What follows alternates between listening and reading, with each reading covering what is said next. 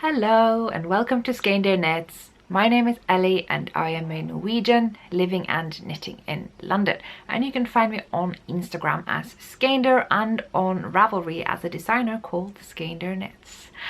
And yeah, welcome to my knitting podcast, knitting talk show. If you're a new viewer, I just sit here and talk about knitting for about an hour every week. And yeah, if you're a returning viewer, welcome back. I did not think I was going to record this week because I have very little knitting to talk about. It's really just been stuck in that and designs that I don't want to show yet, and yeah, I was like, there's just no content. But then I've actually built up quite a bit of stuff to advertise, in lack of better words. They are not actually advertisements. There's like a review, there is a book I'm part of, there is just stuff like that. So I want to give you guys a heads up that this may feel a little bit like some kind of infomercial. I will be super transparent throughout with everything that I mention, you know, how it may or may not benefit me, where it's coming from, all that stuff. And I'm also gonna have a tiny little discussion at the end about that kind of thing, what I think about sort of haul and purchasing behavior on podcasts and social media and stuff. And wow, my battery's blinking. I'm recording for a minute and a half. Yeah, okay, note to self, check your battery before you start recording, Ellie. So yeah, I have spent this week being kind of mindful of yeah, this kind of issues of a lot of people watching podcasts and feeling like there's a lot of purchasing pressure and pressure about like how much stash you have, and is it good to have a big stash or a small stash and all that kind of stuff. And ironically, I come with an episode where I'm basically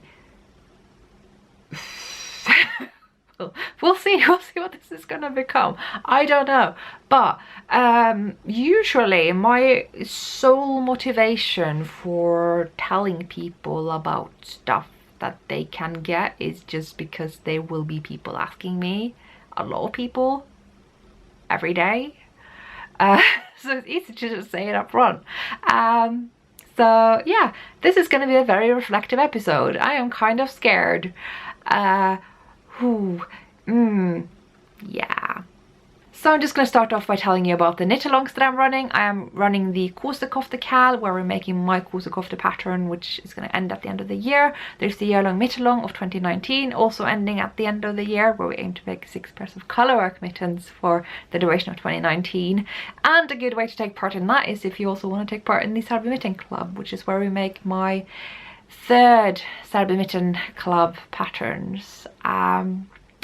See, it already begins, the whole plugging thing, because I haven't really talked much about this on the podcast, but I have chosen very particular yarns for this club. I wanted to work with this kind of small producers and just, yeah, kind of close to the earth, kind of, you know, independently produce, I suppose, natural colors and that kind of thing.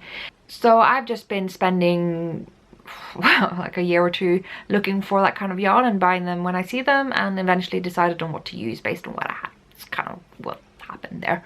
And so for the first pair I used Bums. Bums is readily available in Norway. I think you can also get it from the Woolly Thistle. I'm not sure about where else in Europe, but Woolly Thistle definitely in the States. It's a chunky to iron weight yarn by Doma, very affordable. You could alternatively use Fritidsgarn by Sandnes, and yeah, yarns like that, chunky basically. For the second pair that is coming up soon, I decided to use Daughter of a Shepherd Ram Jam. This I bought at Edinburgh Yarn Festival, not the last one, the one before that. And since then I have notified Rachel of Daughter of a Shepherd that I would be using that yarn for those mittens, and she asked if I wanted to give you guys a discount code. So I've got you guys a discount code for Ram Jam Worsted. It's called Worsted. I think it's a DK. I'm still gonna refer to the pattern as the DK pattern, but yeah, Ram Jam Worsted. You can get 15% off if you use our code, and if you don't want to, that's fine. This is kind of the theme of the episode. Oh my god, Yeah, so thank you so much, Rachel, for offering that code to viewers. I'm not getting anything for that. I'm just sharing it with you if you want to use the yarn and save a little bit on it. That's basically it. Awkward. So yeah, if you want to know the yarn that I've used for the rest of the club, the next coming up is going to be Rauwerk yarn, the Merino DK, which I think is thicker than Daughter for Shepherd worsted, so how's that for confusion?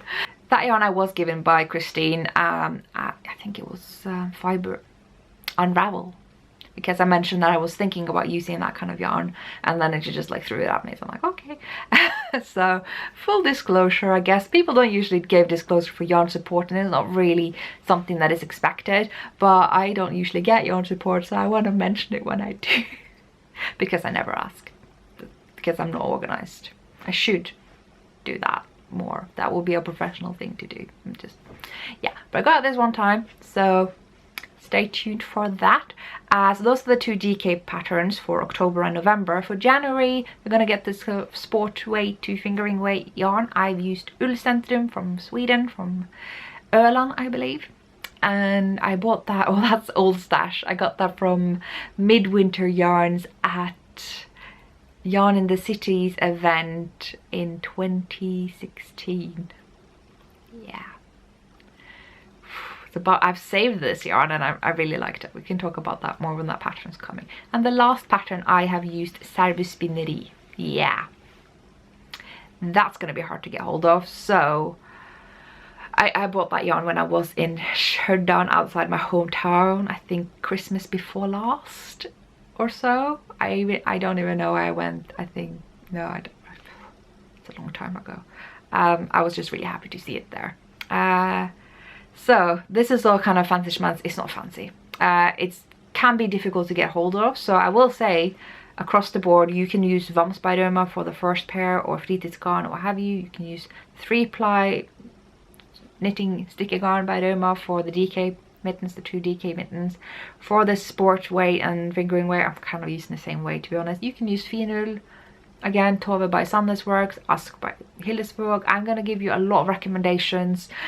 I am not bound to recommend any particular yarn, so I quite like doing that so that you can get something that is available where you live and affordable. So I just thought I'd tell you that in case you wanted to kind of prepare for the coming mittens. That's the yarn that will be used. If you want to use other yarns, then of course you can. I will as ever recommend lots. Enough about that. Do you want to know what I've been knitting on? This is going to be the shortest segment, and then it's going to be a lot of babble and waffle and what have you. And I'm already a bit hungry and I need a wee. This was very badly planned. What else is new? I've knitted on so many things I can't show you, so I'm just going to show you the progress on Otra, because I've knitted from literally every part of this. It's not going to look any different.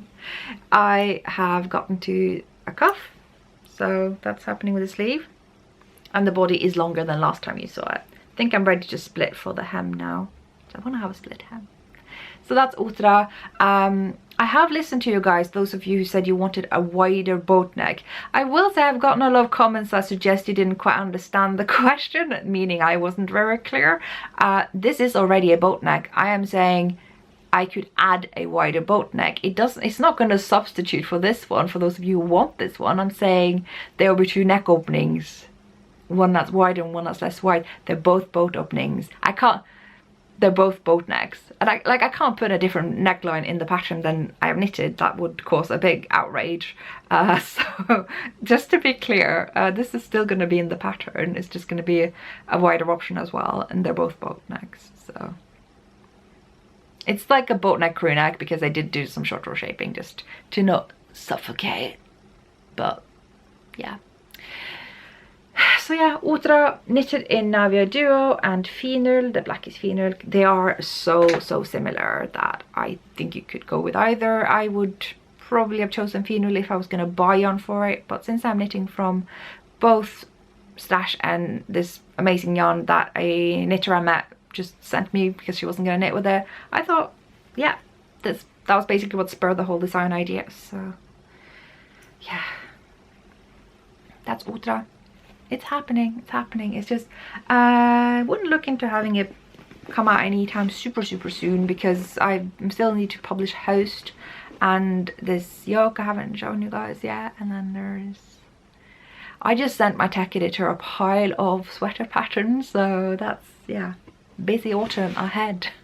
And the other project is just Balmaha. It's just got a bit more stock in it. There's nothing to write home about. So told you that was going to be a short segment. It's literally all been stockinette this week. Stockinette and 2 secret designs. So yeah, okay, you can all go home. Bye. No, I have a review for you guys. I said I was going to review a book, and then I needed to find time to do it, and then I need to find time to actually read the book. So I have given it a good examination, and that is this book. Dine is a kind of color expert in Norway, if you will. I think she works more with interior designs and stuff, more, yeah, in the design world. But she's also kind of joined in with the Pickles ladies. It's weird, it doesn't actually say Pickles very clearly. There's Pickles here in this tiny writing. Like, I want a big bold Pickles logo, and there is no, and I'm like, but that's a very minor complaint. So basically, you know, Pickles in Oslo are kind of specializing in very sort of quick and easy and wearable knit. They're often positive ease, big needles, yarn held together, halos or fluff, and soft yarns, and it's just very instant gratification and beginner friendly and modifiable. And yeah, we can have a look at kind of their aesthetic and style as we go through this book. I'm just going to tell you that they sent me this book for review.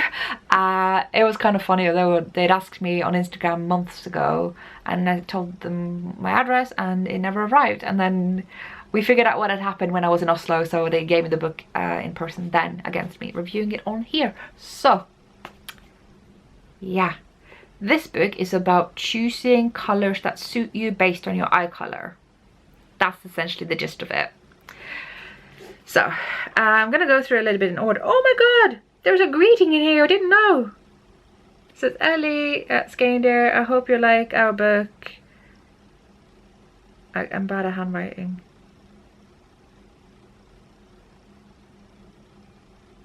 I don't know what, I think it's knitting. Good knitting, I think. From Heidi and Anna. Thank you. I didn't know you had written me a greeting. That's so nice.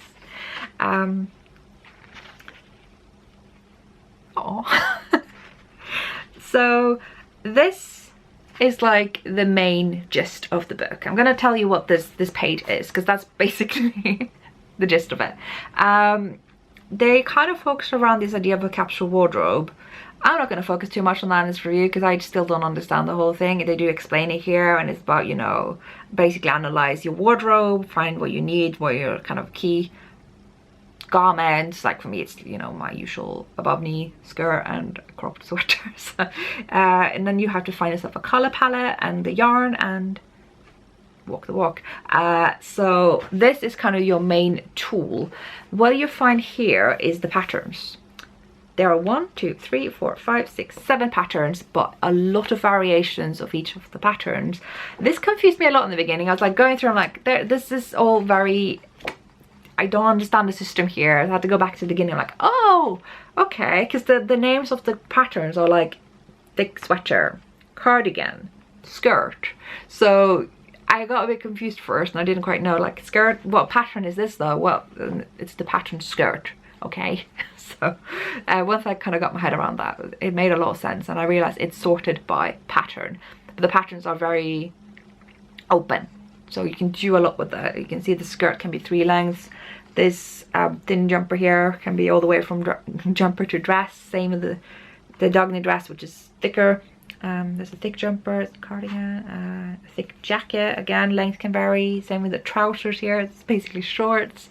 But this thing is the main ordeal, right? Because you got blue eyes, brown eyes, and green eyes, and then you can choose based on that what your tone is. Are you more cool or warm? Like, there's no autumn or winter or anything like that. It's just cool skin tones and warm. Do you wanna know what mine is? Blue eyes, cool skin tones. I can wear navy blue, red burgundy, mustard yellow, brown, bottle green, forest green, other greens, plum burgundy, teal. Don't I know it?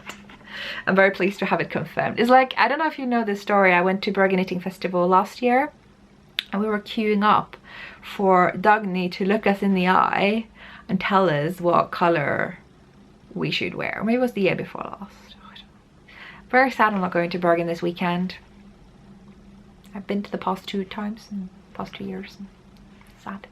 Anyway, she gave me a skein of burgundy, so you would get a skein for the colour that you should have. It's kind of like a little bit of a giveaway as well. I got burgundy. I'm actually wearing a this is my improv sweater, and it was actually going to be the Dagny dress turned into a sweater. This is before this even came out the way you can modify it as such. I ended up doing the improv sweater again because I wanted a raised neckline. So yeah, this is actually Pickles yarn. It's my favorite color of theirs. It's very similar to the skein that Dagny gave me. So yeah, did not plan that, but this is very on the whole. So on with the review. So it's basically about finding shapes that suit you and colors that suit you based on your eye color. And then there's a considerable section about learning about colors, and this was really cool. It can be really daunting to learn about colors. It's just a lot of information, like there's a whole freaking rainbow. So you get like a lot of this stuff, and you get to learn kind of the sort of more cultural meanings of colors. Obviously this will differ a lot from culture to culture. So, you know, here it's like blue is on the cooler side of the color circle. It's a color that gives calm, and if you want to look competent and serious, it feels safe and honest and trustworthy, and it seems like people who are prosecuted in court, if they wear blue they get lower punishment. So it's like just a little bit of fun fact and sort of contemporary meanings of the colors. It's not facts or anything. It's just interesting, and it's kind of here to just, yeah, lightly educate you and just entertain a bit. And it's just beautiful as well. So then you get to choose your main color, kind of secondary colors and contrast colors. I'm not sure secondary is the best translation. So yeah, I'm not going to give away all of that, but it's a very good run through of colors and how to choose them, and this can be applied to basically all your knitting and whatever else you do in color in your life. And then it goes through each of the eye colors. There's a chapter for brown eyes, there's green eyes and blue eyes, and I'm sorry if you fall in between. That's I guess you just have more options. So yeah, so now it starts with Dagny, and I was confused. We were just going to read about her, but no, this is the name of the dress, because that was the first design they did with Dagny Pickles. So yeah, here we got the dress that started it all, the one I meant to make but didn't. I just did like jumper variation instead. Wow, this was so well planned but not planned. I'm very pleased. So yeah, it's kind of showing how you can use different colors like orange and pink, and so you get like a portrait for the person in here. So this is Anna, author, knitting designer and founder of Pickles, has green eyes, and you get her Instagram and like sort of quick paragraph of why that color was chosen for her. And so you get that for a lot of different colors and different people, like my friend Christine, who wears the best color. I may have been a bit inspired by her. I don't know who made this sweater first, but you know, matchy matchy. So yeah, so that's the kind of sort of portraits that you will see from the people in here. Oh, I forgot that part. Wow, okay. They have basically chosen 30 knitters from the knitting community in Norway and given them a color and a pattern, said knit this and model it in the book. They probably said it a bit more politely, but that was the gist of it. So that is why you will find a lot of different people in here, and how different colors look good on different people, basically. And actually, interestingly, Kristen has green blue eyes, and that's taken into account, so it is a lot more in-depth than the first introductory pages, I should add. So here's like how you can wear yellow, and it talks a bit about that. This is the other founder of Pickles. And just a really nice group photo here. There's like trousers and coats, and it's just so many things. There was one thing I couldn't help but picking up when I went through this, is that there's a lot of reds happening, reds, and this is actually one of the few that's pink, which is, I think, really nice. There wasn't that many, but there's like, I'm feeling like I've selectively selected the red garments here, but really there's a lot of red in here. I'm suspecting maybe either Dagny has a soft spot for red, or actually it's a color that suits across the board. And here's a light green. This I found a bit funny because I was like, oh look, she looks like Guru I went to high school with. It is Guru who I went to high school with, who I sat next to for 2 years. Yeah, so hey Guru, if you're watching, if you are, we're not telling any of our classmates about these videos. This is between you and me. But I'm glad you're still knitting. I don't think either of us were knitting at the time. We were kind of so different subcultures, so I don't think we got super well on, but in later years it's all fine and peaceful. And she just got married this summer, so congratulations Guido, and it's cool to see that you're modeling knitwear. It's another, I just wanted to show you a few of the spreads with the different things people wear, and yeah, just to comment on the last bit. Norway is a small country, it's just really small. See, here's Elizabeth modeling. I just know people in here, whether I expect it or not. I just love these group photos. I'm so glad they did quite a few of them, because they are like showing the different varieties in colors, and just, yeah, it's really cool. So who's kind of the target audience for this? I think for me, as you could probably tell, I know my colors. I have knitted so much. I really do know my colors. There wasn't really that many surprises there. It's nice to have it confirmed, and also the types of patterns that they have in here are very suitable for people who are new at knitting. That's not to say that you wouldn't enjoy them if you're not. Like, I still love a nice, quick, thick, instant gratification knit. That is something everyone can knit. And that's kind of what this is. It's something everyone can knit, and it can, I think it's very good for people who are just dabbling into knitting. So I would definitely say that if you're kind of where I was in knitting maybe 5 to 10 years ago, I would really have gotten a lot of use of this, and I still would get a lot of use of this, especially the preliminary color selection thing.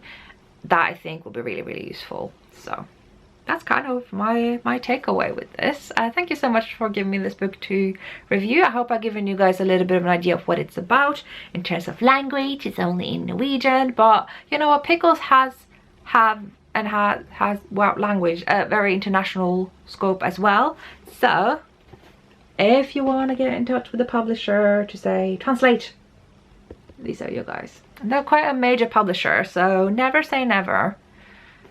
Just, I don't know if that's how it works, but it's worth a try, I guess. And if you are in Norway and you are willing to take the challenge, I mean, you will find this in just about any bookstore, and the patterns in Norway are so simply written that if you get the numbers and you understand which size they correspond to, I think you'll be alright. And there's Google Translate and everything.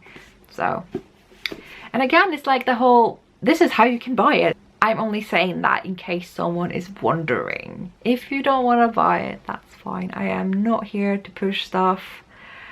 I think it's something that I often forget because I am very resilient to that kind of thing. I don't know why. I'm just kind of, if someone's got a lot of stuff on their videos and I think it's nice, I don't feel like there is a, I don't know. I don't feel like I have to buy it. I don't have that feeling. So forgive me if I sometimes forget to shed some light on that other people may have a sort of more, I don't know, susceptibility to feeling a little bit, I don't know the words, but I hear you. So just the book that is out there if you're curious. I like it. Yeah. Whoa. So another little plug, I guess. Wow. Is anyone watching still? Hello? Yes. Cool. I'm gonna be at the Susan Crawford retreat in November. I'm gonna be teaching. I can't for the life of me afford retreats, so to anyone who's gonna tell me I can't afford retreats, you and me both. I can only go because I'm teaching. So yeah, she has invited me to be a teacher at the retreat up in the Lake District. I think sign-ups are still open, so if you want to go, you can check that out. It's a very small thing that Susan's just kind of doing as part of her knitting business, and I have been invited and I'm really excited. So I want to just tell you guys, in case anyone wanted to have the opportunity, I will be talking about Selbu mittens. That's kind of why I'm there, to be the little sort of trønder knitter. If you don't know, a trønder is a person from Trøndelag. So I'm a trønder, in case you didn't know. Why is the sun out? I chose to record because it's clouded today. Rude. So for the second plug today. Oh, this is gonna be the most self-contradictory episode I've ever done, and that's saying something. So what is this book? It's a book that I've held a lot of times because I helped with kind of selling it in the Oslo Knitting Festival. That's a lot of sun. Anyway, I am part of it. This you may recognize, it's my pattern, the Firewood Knits. So yeah, I'm just going to tell you about the book that I'm part of because they let me be part of it, and thank you for that. It's mainly kind of their project that I just was part of, and like I get a percentage of the sales, so I guess full disclosure there. And all available in Norway, and yeah, so I'm gonna try to be give it a just kind of accurate representation of what it is. It's basically 10 designers from Instagram who all came together to add 4 of their patterns in here. So it's sort of to give a bit of the gist of the Norwegian knitting Instagram scene right now. That's essentially it. So what we've got, well, we have the lovely Elisabeth's patterns. Elisabeth is one of the most impressive knitting designers in Norway, to be honest, and also a very lovely person, and I really want to knit that shawl. Anyway, let's look at her patterns. This is a classic in Norway. You may remember that I tried to knit this like 2-3 years ago and I failed miserably because I insisted on modifying it. I shouldn't have. This is just as good as it needs to be. What does that even mean? It's good enough. It's good. Follow the pattern. Yeah, I don't know, but it may be available in English on Ravelry. It is on Ravelry, and if you look on Ravelry you can find out what language it is, and this is something you can find out before buying, so that's good. And this is her exclusive pattern for the book, this cowl. So yeah, the leaf thing, and that's kind of her thing. That's sort of her specialty. You may also recognize her as the model of the Skumring cardigan. Yes, that is her. I'm not going to show you everything in here, but here is Ida Vitre. She is just hot stuff in Norway, like knitting Norway. I feel like she's one of the biggest ones as well. So yeah, there's this top in particular that's kind of her, one of her sort of trademarks. I don't know what's going on in Norway. I'm just trying to sound like I do, I guess. I'm just gonna quickly skip to the bit that I'm part of. I don't have time to really show the whole book. There's a lot of patterns in here. I mean, I think there's like 40, so you know, that's a lot. So this is the bit with me in it. I'm in here, it is true. Yeah, so they were so kind and knitted all my samples because I'm all the way in London, so I'm the only one who's not actually modeling the stuff, which is absolutely fine, and I'm really glad that they just did that because I just was not organized enough to really be of much help. So yeah, they done all the samples, and it was really cool to see these mitts in different colors. And I want to talk about the Firewood mitts for a bit because like in my Ravelry shop they're doing okay. They're not the most popular, and that's all right, but in Oslo Knitting Festival they were like the mitts that people were picking up. They were like the most popular ones. I was quite surprised by that. It was really nice to see. And yeah, this is my exclusive pattern to this book. You have seen it in blue on this podcast. I don't know where I put it right now, but yeah, I knitted it up in blue. They did it in yellow, so you can now see 2 different variations. I don't know if this cowl is visible on Ravelry. It's obviously not for sale on there because it's exclusive to this book, but I may put up a design page at least, so at least it will be in the database, I guess. These stockings are also part of it. One thing I want to point out though is that all but the cowl of my patterns are pre-released patterns. They were just stuff from my archives that I contributed to in this book because that was kind of the point of the book, to show what is already out there and then having an exclusive one to the book. And yeah, just want to show you a few patterns more. She runs one of the coolest yarn shops in my region, so that's pretty cool. And this sweater, which is called Vinterregn, so almost Vinterfjell, just not quite. Yeah, hers came out first, so so yeah, that's basically the book that I'm part of. In case you just want to know about it, I'm in it, lots of people are. It's a nice little treat, and yeah. Obviously, I have other things to plug. And again, like, that's kind of the theme of this episode, just like to tell you what is out there, but I don't think this is going to be, again, super available to everyone. And that is this little event happening in London in November. I know it says October here, but if I do this, you can't tell. It's been changed to the 3rd of November.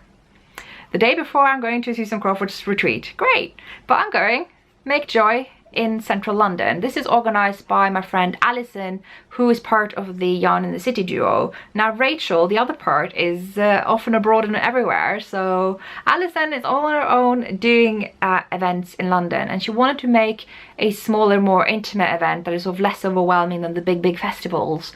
So this is quite a small one. I have got my ticket in advance, so just in case, and they're really affordable as well. I think I paid £8 for mine.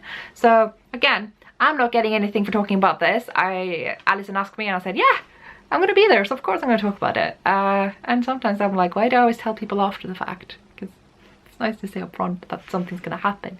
Anyway, I'm going to link to all that stuff below, but I just thought I'd read you the vendor list because I have it. It's Countess Ablaze, Gather Yarns, Hide and Hammer, I love her bags, Ida's House, Malika, Hey Soraya, Ching Fibers, Selena Jane Arts, So Just Shop, I think, the Urban Pearl, the Wool Barn, Triskelion Yarns, and Woolcoat Yarns. So it's a nice small event, but like pretty much everyone is really good and interesting, and it's just it'll be good, it'll be nice. I look forward to it, and I just thought you wanted to know that that's the thing that's happening. And yeah, it's £8 for the tickets. It's gonna be £10 at the door. So yeah, Make Joy. I've known about it for a while, so I'm quite pleased that I get to tell you all about it now. And I will be hanging around there because I need more yarn, right? So now that we've gotten all the plugs out of the way, I'm actually going to talk a little bit about these things. And I have no plan, I have no goal, I have no message to give you. I'm not going to tell you what to think, but I have a lot of thoughts about it.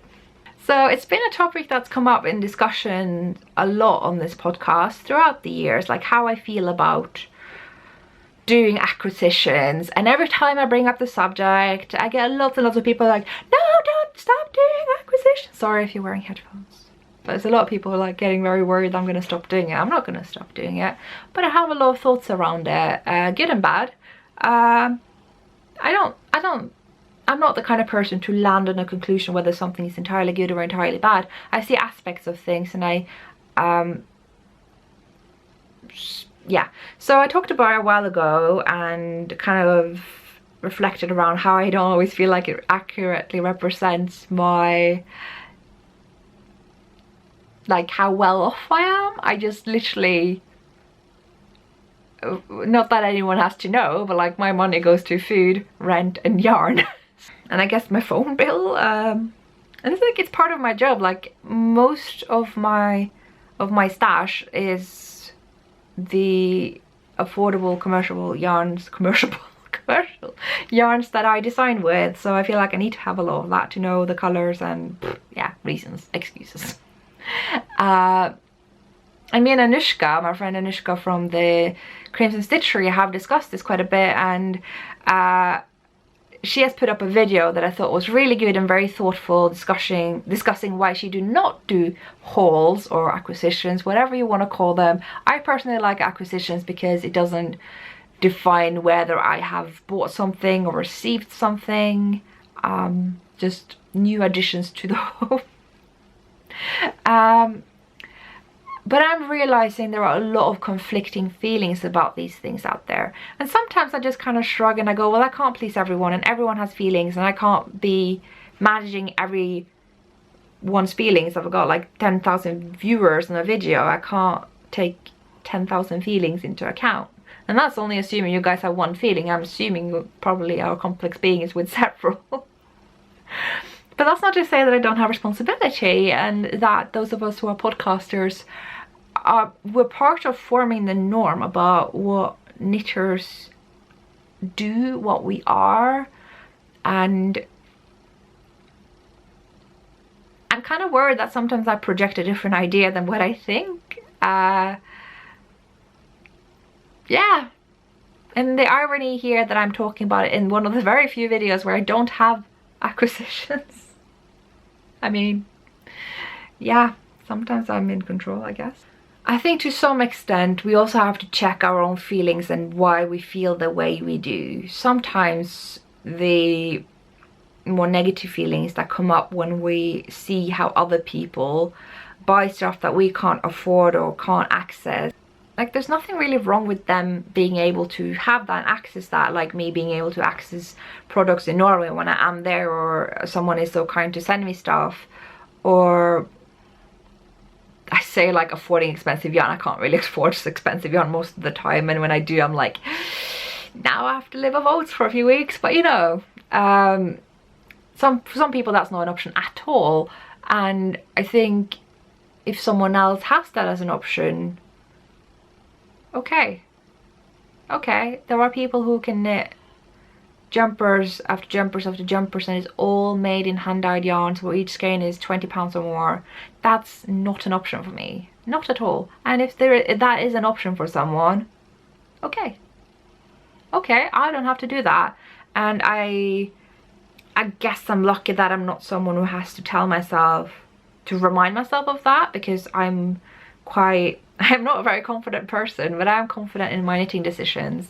And I think it's that kind of confidence that I want to spread, that I want people to have. I don't want your confidence to rely on whether you can do what other people can do, whether you can afford what other people can afford. And I want your confidence to come from a place of you doing what you have set out to do. This is the same vein that I don't believe that there's good yarn and bad yarn, unless it's obviously a low quality that falls apart. It's whether the yarn is suitable for what you're intending to do. That's kind of where I'm at with that. So that's also why I like to do acquisitions, because I like to talk about the usefulness of the yarn. Why have I bought this yarn? What do I intend to do with it? What can it be good for? What is my plan with it? Whether the plan happens or not, that's my business. That's my weaknesses in having 50 projects going and all planning abilities and that kind of stuff. We don't need to go there. But the thought process, the planning, the seeing potential in yarns that maybe don't look super flashy, I like to focus on that and talk about that. And yeah, I think that's what I wanted to say. I have a lot of thoughts about it basically, and I'm always like hesitant to bring up the subject because yeah, it does usually trigger very polarizing responses. One being, don't stop acquisitions, or yeah, I don't get why people are showing off all their yarn, I don't want to see that. It's like, can we have nuance? If people want to show off what they buy, there's nothing wrong with that. If you don't want to see it, there's nothing wrong with that. If you can't afford that, there is a lot of good stuff out there that you can, hopefully, I can't say for sure, but I will at least be glad to use this podcast as I've always done, to talk about that kind of stuff. So when I kind of offer a little bit of critique of acquisitions, I'm not interested in criticizing people who do them. I do them. And in a way, the reasons a lot of people do it is, sure, some people like to boast. I guess if they like to do that, they can do that and you can choose whether to watch or not. But I think a lot of people also do it because it is a way for us to shop vicariously, I guess. Like I can watch podcasts where people are using woolfolk yarns or whatever. That's just a random example I remember because I just saw a whole sweater knitted and I was like, not an option for me. Nope, not an option. But now I've seen someone else do it and I've seen them go through the process of buying it and knitting with it, and of course it's cooler to do, like, be part of that tactile process yourself, but I'm not going to, so at least I've seen someone else do it, and I think it's not the point of podcasting that we share so we get a bigger width span of experience in knitting when we only have time to do so much, each and every one of us. We can share it so that even though I'm never going to knit in Tarsha, someone else will be doing that, and then I'm never going to do it in Tarsha, guys. But then I can see someone else do that and get that experience through them in a sense. It's not the same, but I think that's one of the advantages of acquisitions, and generally kind of show off of what we have. Yeah, I'm seeing pros and cons, that's what I'm trying to say, and I think you should check out Anushka's video because I thought it was really good. I think we have, I keep repeating this, but I think we have, whilst I can never really be accountable for thousands of people's feelings about their own yarn habits, I do still think I and other podcasters have responsibility in the norms that we create in the community about, you know, if we're essentially saying you are only in if you are using yarns at a certain price level, products at a certain price levels, if you can only have, I don't know, like Labia yarn and fringe bags and Jagu needles, you know, or Signature needles, goodness me, all great products, but why not a £1 tote bag, whole super soft and prim needles, you know? Like, that's not the cheapest of the cheapest, but it's probably my favorite affordable products across the board. And yeah, I think part of the motivation that why I'm bringing it up is often I'm feeling like people are really angry. I feel like people are really angry that we're showing off yarn, like it's meant, like we're doing it to be mean, and I'm like, that's never been my goal, and if it's been miscommunicated, then I'm happy to go over how I'm presenting something. And yeah, because I don't want to lose viewers based on values that we actually share about consumerism, and yeah, lots of loose thoughts that don't have any message. I have no conclusion. I'm not going to tell you guys what to think. That's not what I do here. I am just full of reflections and stuff and things. And yeah, so last bits, the stuff that's not about knitting. There is going to be stuff about not knitting too. So I asked you guys last time if you wanted me to talk about other things besides knitting at the end of the video, at the very end, like even after acquisitions, and there's a lot of people who were very optimistic about that. There's a lot of people who are like, yes, I want to know what metal you listen to. I listen to metal too. And I'm like, there are more of us out there. We need to have like a knitting and metal thing in London. That would be so cool. We could go to a show and everyone knit in the queue. I have done that with some knitters. We can just be more knitters. Is anyone coming to London for the Devin Townsend show in December? I can't pronounce. That was a very Norwegian December. I can't say it in not Norwegian now. December. Anyway. Yeah, so I'm just pleased that there are more of us out there, and I'm also kind of happy to be able to project maybe a slightly different image of metalheads than most people are used to. Most groups, subcultures have stereotypes, and most of the time they are not true, so just happy to contribute to that, I guess. You should see the queues of the metal shows I go to. You wouldn't think they were for metal shows. You'd think they would be for like a computer event or something. So in response to popular demand, I guess, I have made 3 playlists on Spotify. Well, technically I have 4. I can't count, help me. I do have one called Ultimate Feel Good Songs. It's a very old playlist that I made ages ago, and I just thought might as well keep it public. But the 3 I have made for Skeindeer viewers is 1, Skeindeer Gateway songs you may want to check out first if you're not sure. I try to choose songs that I think aren't as hard to like initially. I may be wrong. I don't know what people listen to. Usually not the same that I do, so I made that one. It's just to lure you in. you know. And then I did Skeindeer's favorites, summer 2019. So that's the favorite songs I've had this summer. It's a bit of a short playlist. Well, it's like an hour and a half. Basically full of songs that I've been listening to the most from June until now. So yeah, recent favorites. They may not be favorites for the rest of my life, but right now, I'm really enjoying them. Why is it so dark? Every time I adjust the camera, the sun comes out, and then it goes away and it's dark again. Okay. The third playlist is Skeindeer favorites, and that has all my favorite songs in it. Well, a lot of them. It's not a comprehensive list because that would be a very long one, but yeah. So I already made them public on Instagram, and it seems like a lot of people are into it, so I'm just gonna let you know here if you're curious. If you don't care, that is fine. This is not going to be the Knitting Metal podcast. And again, just to have mentioned it because it keeps coming up, I don't care about the Knitting Metal Championship. I don't dislike it, I just don't care. It's for people who enjoy that stuff. It probably is really fun. It's just not for me. I just have to mention that on a weekly basis now. Like, even one of the members of Devin Townsend Project messaged me about it. It's gone that far. And if you're absolutely refusing to use Spotify for whatever reason, I still do have that playlist on YouTube that I have made public. It's not, again, a very comprehensive list. It's just songs that I wanted to line up for me to listen to once upon a time, and I just have that. So I like those songs. And now it's dark again.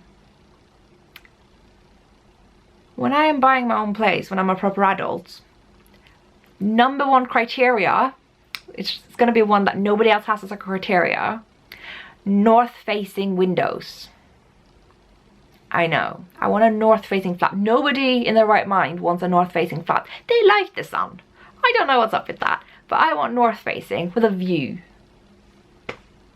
I started thinking about it and walking around in London, not that I can afford London. Literally everyone built south-facing. Everything is meant to be south-facing. You can't find anything with an outdoors area that's north-facing here. I don't know how they've done it. What had they put on the north side? I don't know. But yeah, so that's on top of my shopping list for adulthood. So now I'm going to talk a little bit about what I have read and watched. I never have time to read, ever. I haven't read a book since before my PhD, I don't think, which we're not going to go there, but it's going better. Just saying. I had to get through The Testaments by Margaret Atwood. I had to. So I got hold of the audiobook and basically got through it in 2 nights on double speed, because I'm that kind of person. You may want to take it slower.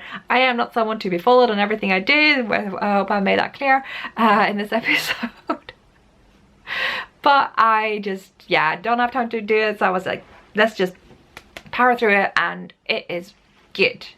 It is a good book. It's not a great book. It's not her best book, but it is a good book and an enjoyable read. So, I'm not going to spoil anything. I will be hinting to stuff if you know some bits about some things, but I'm not going to spoil. So, I read The Handmaid's Tale over 2 years ago, just before the Hulu show started, so that I would have read a book before seeing the first season. The first season is the book. I mean, it's a close adaptation to the book. It's not the exact same, but it's close enough. Some changes were made and some additions were made, and you're a bit less in just the main character's position, but there are also like other points of views and other places in their universe.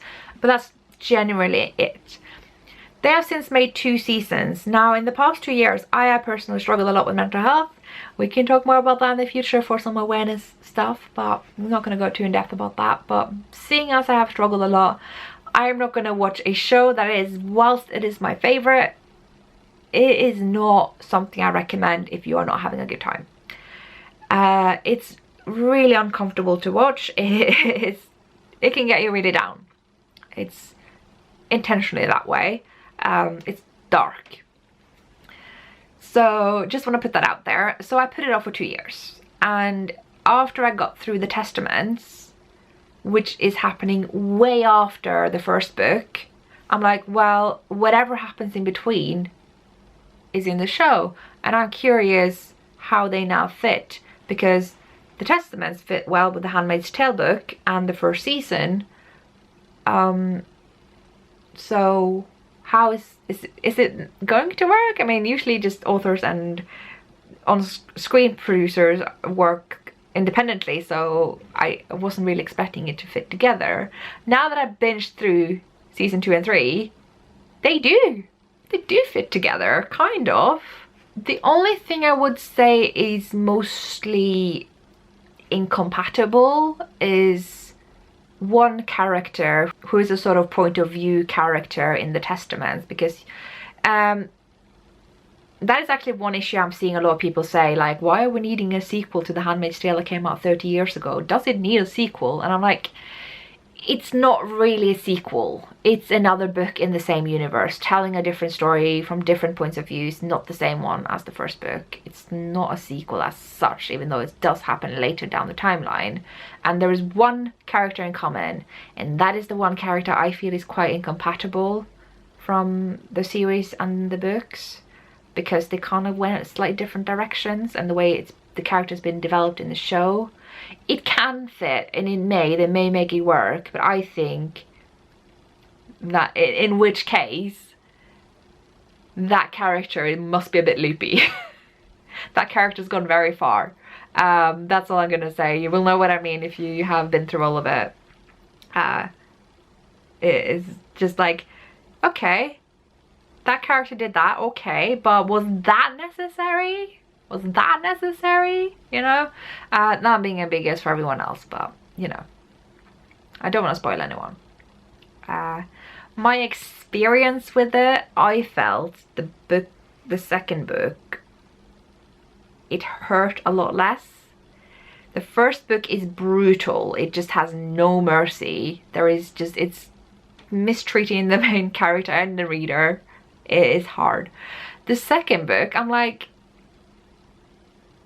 I'm almost getting the sense that that world has softened up a bit, and there seems to be less consequences, whereas before you don't get to say certain things or anything or be yourself, and it's like so strict. And then in the second book, some people are being cut a lot of slack, and I'm like, why? So I felt the consistency of the world wasn't quite there. So yeah, that's kind of my main summary. The worlds don't seem that consistent from book 1 to book 2. It seems to be a little bit soft. It's also because we're not actually seeing from the point of view of a handmaid, which is probably the people who suffer the most in this world. But even other people should be under quite strict rule, and they don't seem to be.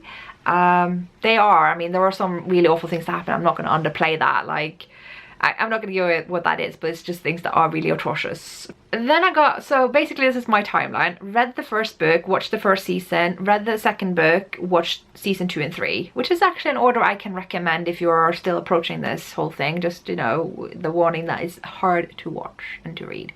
The beginning of season 2 was uncomfortable. It was really hard to watch, and I was having a little bit of a bad mental health day, and I was like, I'm ready to watch season 2 after 2 years, and I'm like, no, I am not ready. I was having a very bad evening because of that. But halfway into season 2, it gets a lot lighter. It gets a lot darker here. It gets a lot lighter in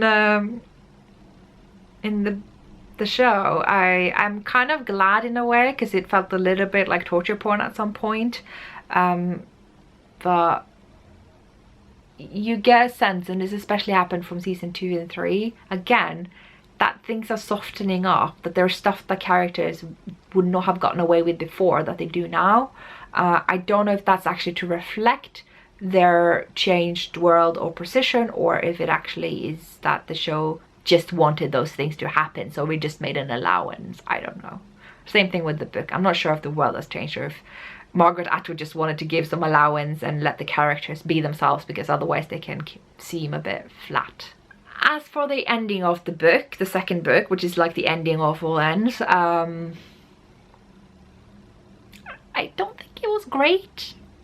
I didn't hate it, but it was just kind of glossed over. It's not supposed to be in depth, like it's written in a way that that's not the points of views are not in that. That's just kind of summarized, because it's everything in the book is told through witness testimonies and conferences and kind of lectures. So it depends who has access to the information. That is what's being told. So because of the way we're accessing the final bit of the book, it is distanced and seems simple because that's access to the information that they have. I was left with a lot of questions, and I was frustrated that there weren't many spoiler reviews online, and that's why I dived into the show, and the show actually filled in the gaps I had from the book, because the book is based on the show as well as... It's kind of weird that they made a show based on the first book and then the author saw the show and went, aha, I know where to take this. So the character's not in book 1 but in the show that you will now find in book 2.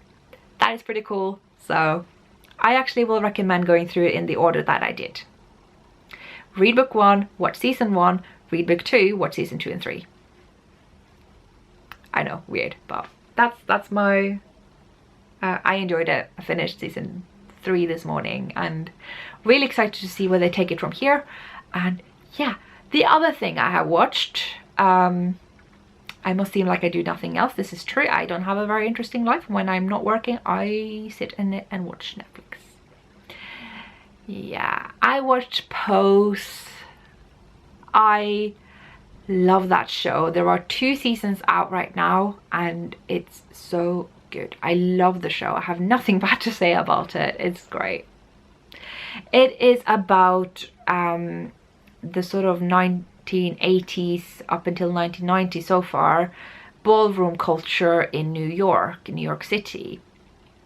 I was actually quite surprised. Like, I feel like I know a lot about Western queer culture because of, you know, friends of mine and the kind of media that they more or less forced me to consume with them. So but this was something I didn't know much about, and which, you know, it says something about the kind of stories being told on mainstream media, and it was so nice to see that changing with this show and a different sort of world being told to the general audience who's watching Netflix. I'm kind of sad when watching that show that linear television is kind of no more, because it's would be then a thing that less people, I guess more people who would have watched it had it been on linear television will now not watch it because it's on Netflix, where you can just pick and choose whatever you want. So I wish it would have reached a more diverse audience, because I think it's a story or stories that needs to be seen and heard. It's a very heartwarming show. It kind of seemed quite sort of surface level in the beginning. You will come to care and love for all the characters, even the ones you don't think you will. Everyone will be given depth and complexity and flaws, and yeah. It will tug at your heartstrings, and just it obviously goes through a lot of the themes of the time, not just with the ballroom culture and, you know, dress up and shows and fun stuff, but also the HIV and AIDS epidemic. And it's, yeah, I can wholeheartedly recommend it. I really enjoyed watching it. And Tony Porter won an Emmy. I never pay attention to like Emmys and Grammys and Oscars and stuff, but I got the news that Tony Porter won an Emmy. And Tony Porter is, after watching Pose, one of my favorite beings in the universe. He just seems like a fantastic person. So really pleased that he won an Emmy. It's highly deserved. Again, like when you watch the show, he's not super prevalent in the beginning. He's just someone who seems to just be doing the same thing every time, and it's kind of part of the background, and then he becomes more important as you go through it. And in season 2 he's quite central, and I am so glad he is, because his character and the actor, just, yeah, big fan. So that's my recommendations for this week. That has nothing to do with knitting, although I recommended a lot of knitting stuff as well. Is The Handmaid's Tale, The Testaments, and Pose. So, and of course all my ridiculous playlists, because why not? So yeah, bit thin on the ground with the knitting today, a bit of a different episode, but I hope you enjoyed it nonetheless, and I will see you next time, hopefully with more knitting. Thank you for watching. Bye.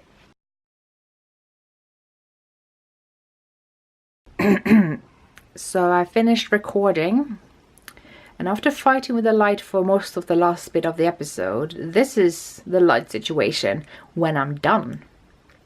I mean, could we not have had this a couple of minutes earlier? Nice even light. I hope there is someone else recording at this hour that can benefit from this, because I did not.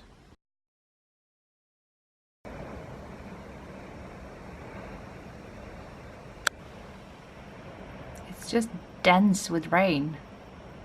It's not my windows that are grayed out, it's the rain. It's just dense rain. I am so glad I am inside right now. Now it's just getting ridiculous. I mean, you'd think this was very like, it's seriously dark now, and it's 4 o'clock. Yeah, like, it's dark.